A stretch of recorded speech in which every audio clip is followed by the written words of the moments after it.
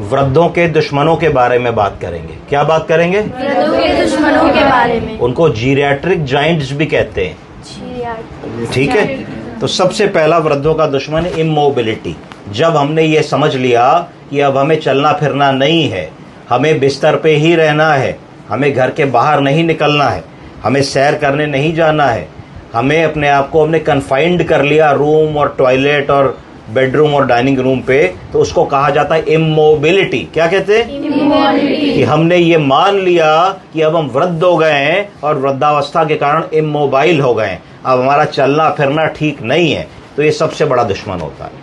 जैसे ही आप इमोबाइल हो जाते हैं तो आपकी जो मांसपेशियां हैं वो कमज़ोर होने लगती हैं और शिथिलता आने लगती है, आप लड़खड़ाने लगते हैं, आप ज़्यादा चले तो गिर सकते हैं, चलने पे हाथों पैरों की मसल्स और टिश्यूज में हाइपोक्सी ऑक्सीजन की कमी होने लगती है, जोड़ स्टिफ होने लगते हैं। जोड़ जब स्टिफ होने लगते हैं तो ऑस्टियोपीनिया, ऑस्टियोपोरोसिस, ऑस्टियोआर्थराइटिस और फिर डिफॉर्मिटी डेवलप हो जाती है। तो यहाँ से वहाँ तक जाने में भी जोड़ दर्द करने लगते हैं।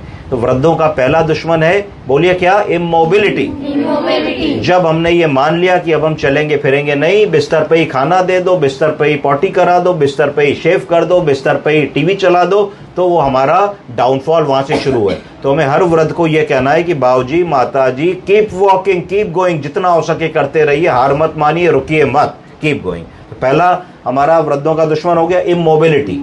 ठीक है, दूसरा क्या है? दूसरा है इंस्टेबिलिटी। क्या है? इंस्टेबिलिटी। वृद्धावस्था में शरीर में बहुत सारे चेंजेस होते हैं, morphological changes, physiological changes, neurological changes, जिसके कारण हमारा शरीर थोड़ा शिथिल होने लगता है और अनस्टेबल होने लगता है। आपने देखा होगा, यंग बच्चा होता है 7, 8, 9 साल का, उसको कहीं भी चढ़ा दीजिए, तर तर तर तर तर तर ऐसे चढ़ जाता है, लग रहा है खरगोश। अगर वहीं एक 30-35 साल का एक मिडिल एज आदमी या औरत को चढ़ाइए तो उसको थोड़ा सा संभालना पड़ता है कि गिर ना पड़े। और अगर वही काम एक 70 साल के व्यक्ति से कह दिया जाए तो वो नहीं चढ़ पाते हैं। अगर वो चढ़ने की भी कोशिश करते हैं तो गिरने का बहुत डर होता है। हो सकता है कि वो लोग उस समय तक आते आते छड़ी पे आ गए हों, वॉकर पे आ गए हों। तो इंस्टेबिलिटी, बॉडी पे कंट्रोल ना होना, कि एकदम से हम चलते जा रहे हैं, एकदम से गड्ढा आ गया तो पैर हमारा डगमगा जाएगा, हम गिर पड़ेंगे, एकदम से जा रहे हैं, किसी ने आवाज़ दी, एकदम से घूमेंगे तो इंस्टेबिलिटी हो जाएगी, नहीं कर पाएंगे। रात में बाथरूम के लिए उठे, नहीं समझ पाए, पैर किसी चीज़ में कारपेट पे या चप्पल पे लड़ा तो नहीं समझ पाए, गिर जाएंगे। तो दूसरा हमारा जो दुश्मन है वो इंस्टेबिलिटी। तो इंस्टेबिलिटी है कि नहीं, ये पता करने के लिए एक साधारण सा टेस्ट होता है, जिसको गो गेट अप टेस्ट कहते हैं, जिसकी मैं अगली बार क्लास लूँगा आपकी, गो गेट अप टेस्ट। तो अगर हम गो गेट अप टेस्ट को 2 मिनट में बता सकते हैं कि हमारे वृद्धजन में इंस्टेबिलिटी है कि नहीं। तो 2 आई हो गए, पहला हो गया इमोबिलिटी, दूसरा हो गया इंस्टेबिलिटी, तीसरा है इनकॉन्टिनेंस। बोलिए इनकॉन्टिनेंस का मतलब है पॉटी और सूसू को बताने की क्षमता में कमी आ जाना, इसको इनकॉन्टिनेंस कहते हैं। तो जब ये होने लगता है मरीज में तो उसकी कॉन्फिडेंस कम हो जाती है, उसका जो सेल्फ रिस्पेक्ट और सेल्फ एस्टीम है वो कम हो जाता है। आप इस बात की कल्पना कीजिए कि हम लोग कहीं घूमने जाएं, पिकनिक में जाएं, पार्टी पे जाएं, सिनेमा देखने जाएं, किसी की रिश्तेदारी में जाएं और हमको ये कंट्रोल ना हो कि अगर सूसू पॉटी आएगी तो हम रोक नहीं पाएंगे, तो हमारे मन पे क्या बीतेगी? क्या हमारा वहाँ मन लगेगा? तो उस स्थिति को देखिए कि वृद्धावस्था में एक स्थिति ऐसी आ जाती है जब आदमी को बार बार पेशाब जाना पड़ता है। 3 लक्षण आ जाते हैं, बोलिए अर्जेंसी, फ्रीक्वेंसी, इनकॉन्टिनेंस। अर्जेंसी का मतलब अर्ज हुई तो जाना ही जाना है, नहीं जाएंगे तो निकल जाएगी। फ्रीक्वेंसी मतलब बार बार जाना, हो सकता है रात में आदमी कहे साहब 5 बार उठते हैं, तो भैया 8 घंटे की नींद में अगर 5 बार उठोगे तो सोगे कब? तीसरा इनकॉन्टिनेंस, कि जरा सा खांसे, छीके, झुके, पेशाब की थैली पे दबाव पड़ा तो थोड़ा सा पेशाब निकल गया। तो ये बुजुर्गों का तीसरा सबसे बड़ा दुश्मन होता है। तो 3 कौन कौन से हो गए? Immobility, instability, incontinence.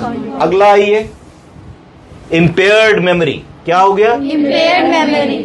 जैसे जैसे उम्र बढ़ती है ब्रेन के न्यूरॉन्स में कमी आने लगती है, ब्रेन के सेल्स वीक होने लगते हैं और एजिंग के कारण बहुत सारे लोगों में याददाश्त में कमी आने लगती है। वो आप उनके पास जाओगे तो दादी बाबा बोलेंगे अच्छा बेटे आ गए, और कहाँ हो आजकल, क्या कर रहे हो?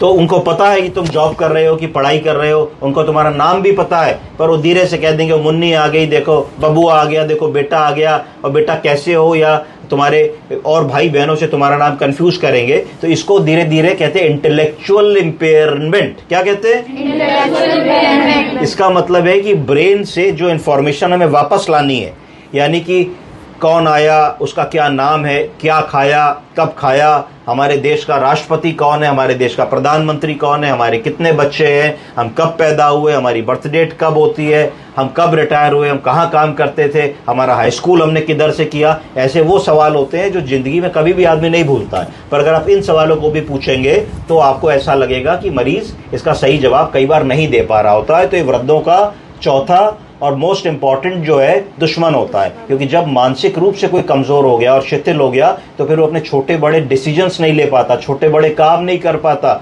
मोबाइल रिचार्ज नहीं करा पाता, बैंक से पैसा नहीं निकलवा पाता, पेंशन लेने नहीं जा पाता, डॉक्टर के पास नहीं जा पाता है, सोशलाइज नहीं कर पाता है, घर में बंद होकर के रह जाता है। तो ये ध्यान रखना है। इसके लिए MMS होता है, मिनी मेंटल स्कोर, बड़ा आसान है। दिखाओ बाबू जी ये क्या है, पेन है, ये क्या है, चश्मा है, ये क्या है, घड़ी है, और 2-4 मिनट बाद किसी और बातों में लगाओ, फिर पूछो आपको 3 चीजें दिखाई, बता दीजिए। अगर सब ठीक बता रहे तो MMS कहते हैं, मिनी मेंटल स्कोरिंग। तो उससे आप इवेलुएट कर सकते हो कि याददाश्त की क्या स्थिति है। तो मोटा मोटा ये 4-5 चीजें आपको जो जीरैट्रिक जाइंट्स या वृद्धों के दुश्मन है, इन पे आपको काम करना है, और गो गेट अप टेस्ट में अगली क्लास में बताऊंगा। Thank you. Thank you sir.